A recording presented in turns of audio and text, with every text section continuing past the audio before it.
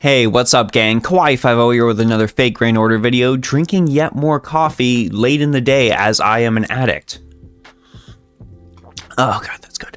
But we're not here to give me some sort of caffeine intervention. What we are here to do is talk about supports. Now, last time we did a support review, a lot of you were asking, hey, Justin, I appreciate all of the advice. I really do.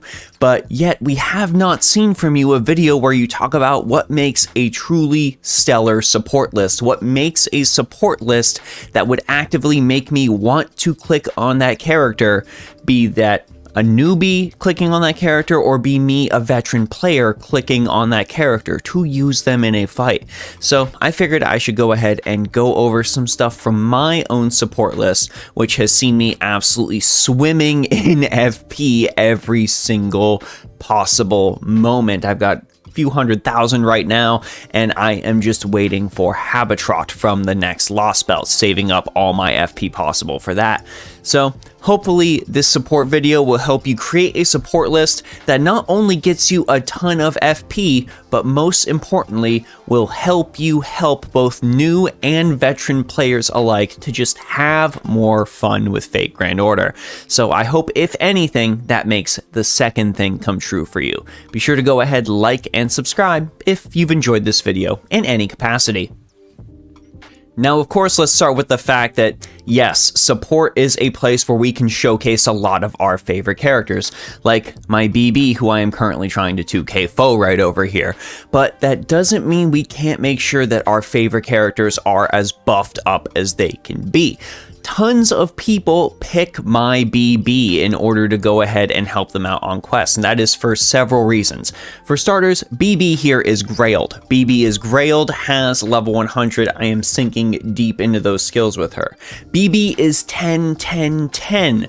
Skills are very important, be they for cooldowns or for additional abilities, so make sure you've got some of your highest skilled characters set in your support slot.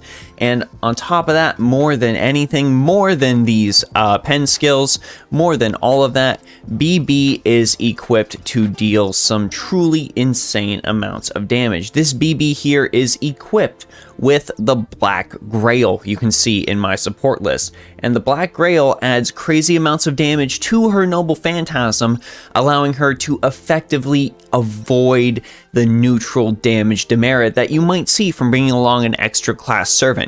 We have completely and utterly played to BB's strengths. She is there to go ahead and help support everyone with some critical stars per turn, but most importantly for newer players and for some veterans alike, her Noble Phantasm is going to easily clear the field once it is charged. I have kept all of this in mind when building my BB on my support list, so you should keep similar things in mind when building your support list. Now, I also want to go ahead and go through some popular support slots and some lesser known types of craft essences and things you should keep in mind when filling out your 3 support slots you'll have up pretty much all the time. Of course, let's go to those sweet supports. Now, when it comes with servants like a Castoria or like a Skahawk Skadi, those servants are used primarily in farming. And when it came to setting up my support list, I strongly considered what are people going to be farming for more often than not. And that in general is QP. I absolutely adore seeing a Castoria or a Skahawk Skadi with a QP bonus craft essence on there, either Mona Lisa or Bella Lisa. So if you have anything that grants those bonuses, be sure to go ahead and equip those. Now, I do go ahead and change this around during specific events, one of those being, at least at the time of this video, the upcoming Lost Belt Heian Kyo. Because people are going to be going through and clearing all of the story missions in Heian Kyo, and because Heian Kyo in general grants a ton of bond being a main part of the story, I am going to be going ahead and swapping them over to bond CEs instead. And those extra bond CEs will lead to people picking my characters in order to help them clear those fields and maximize their own bond gains. Because what does bond gains lead to us? Bond gains leads to free golden apples, free Saint Quartz, especially if you're above bond 10, and free new craft essences to use. Bond, very, very important for our servants that can help us farm or help us, especially in the case of Castoria, clear difficult content. Now, you also want to make sure all of your servants are equipped to take on whatever challenges players might desperately need them to help with. Example here is my Achilles. 2k Fode, 10-10-10, almost Bond 10, sadly only NP1. This man has his command codes ready and he is absolutely set to go. And I made sure to go ahead and build a craft essence for him that would make him very helpful.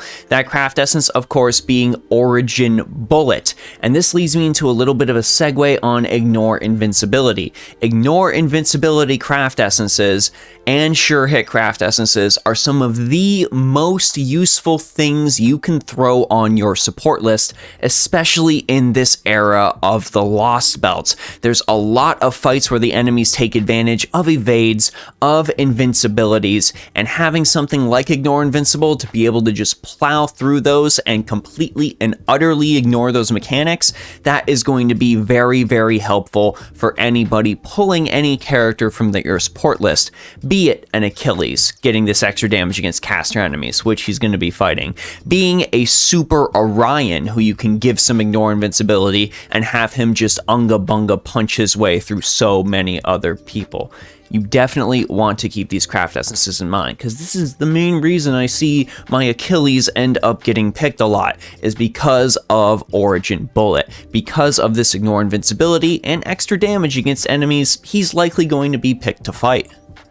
And the last thing I definitely want to mention, using our boy Arash as an example, is to go ahead and make sure you have servants in your multiple support lists that are able to fill both single target as well as AoE roles in the same class. We've got Arash right here. Arash maxed out with Stella. What is Arash's craft essence?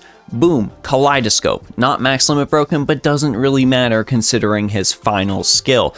Arash is ready to immediately go out there, clear the field, and pull somebody from my friend's backline back in. Conversely, we have over in the other archer slot here, Asagami Fujino, one of the best single target archers in the entire game.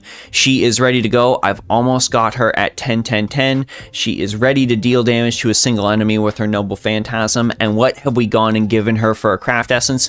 Starry Nights, starting NP gauge to go and help with the fact that she is a buster focused servant and we want to use that Noble Phantasm faster.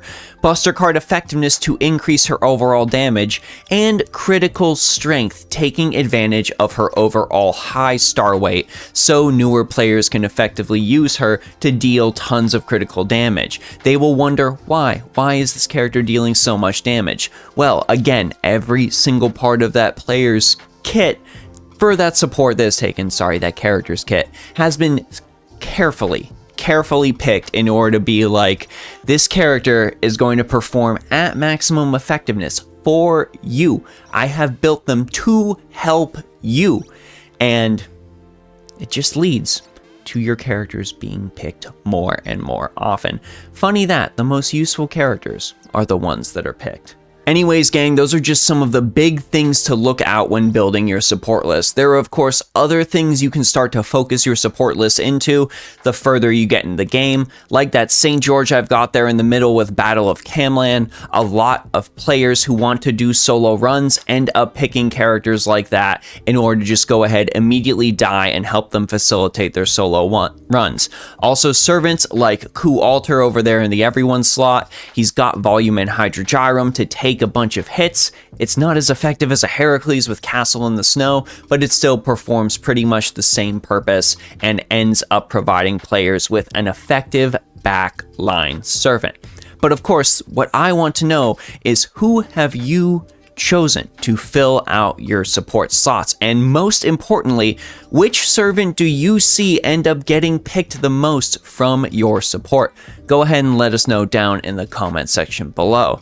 If you want to talk more Fate Grand Order, of course my Discord server is always open. I want to give a big thanks to patrons on Patreon, subscribers and followers on Twitch, everyone in the recent support review stream for giving me the idea to make this video, and of course all of you out there on YouTube for giving me the motivation to continue making these videos. I legitimately appreciate it. Anyways, gang, that's it for me, Kawaii50. I hope you all have a phenomenal day, and I'll see y'all in the next video. Bye-bye.